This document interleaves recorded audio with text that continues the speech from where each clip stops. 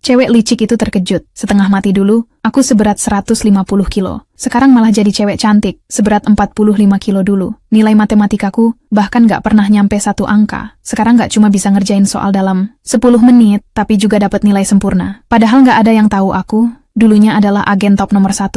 Waktu itu misinya gagal dan aku dikepung musuh. Demi menjaga rahasia aku, tekan tombol bom dan meledakkan diri bareng musuh, gak nyangka detik berikutnya jiwaku masuk ke tubuh cewek gemuk. Dari ingatannya, aku tahu dia naksir cowok paling ganteng di sekolah, bahkan nulis surat cinta buat dia. Tapi si cewek licik tahu dan malah ngeledek. Dia gak pantas, bahkan dorong dia sampai jatuh dari tangga bikin dia meninggal di tempat. Jadi setelah aku masuk ke tubuhnya demi balas dendam buat dia, tanpa basa-basi langsung kucekit leher cewek licik itu. Terus aku hajar dia dengan 1 pukulan. Sampai temboknya retak, ibunya langsung marah besar karena kaget aku cuman nyengir dingin dan ngajarin mereka berdua. Pelajaran sekaligus ayahnya cuma bisa diam tanpa berani ngomong aku. Sama sekali nggak nyangka terlahir kembali di keluarga serumit ini. Tiba-tiba terdengar suara ketukan di luar pas. Kubuka pintu. Ternyata adiknya, si pemilik tubuh, karena aku udah pingsan 2 hari. 2 malam, dia khusus datang, nganterin permen. Buatku saat itu hatiku langsung terasa hangat. Tapi, pas lihat kakinya pincang aku dalam hati, bersumpah harus bisa sembuhin. Dia tiba-tiba aku lihat ada bayangan di jendela begitu. Kubuka tirai bener aja, ada seorang pria, luka parah jongkok. Di jendela sekilas, aku langsung kenali lambang di kerah bajunya. Itu lambang keluarga terkuat di negeri.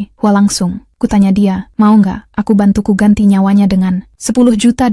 Dia setuju. Langsung aku suruh masuk dan rebahan di tempat tidur. Tapi tiba-tiba si pembunuh juga datang. Aku buru-buru naik ke kasur dan tendang si pria itu turun dari tempat tidur. Si pembunuh lihat aku tidur nyenyak di kasur langsung pergi tanpa curiga. Setelah itu aku cepat-cepat bangun dan obati lukanya. Lalu aku ikatkan simpul khusus di pinggangnya. Saat itu dia langsung bengong. Karena 3 tahun lalu, waktu dia juga terluka, ada seorang wanita yang ngasih simpul yang sama, dan juga minta $10 juta. Setelah itu aku suruh dia kabur lewat jendela. Beberapa saat kemudian ponselku dapat notifikasi uang masuk, $10 juta. Saat itu si cewek licik datang lagi, nyuruh aku makan ibunya di samping cerewet, gak berhenti dalam. Pikiranku cuma terbayang penyiksaan yang diterima pemilik tubuh asli. Kepalaku sakit banget langsung, aku berdiri mau pergi, tapi ibunya masih nyuruh.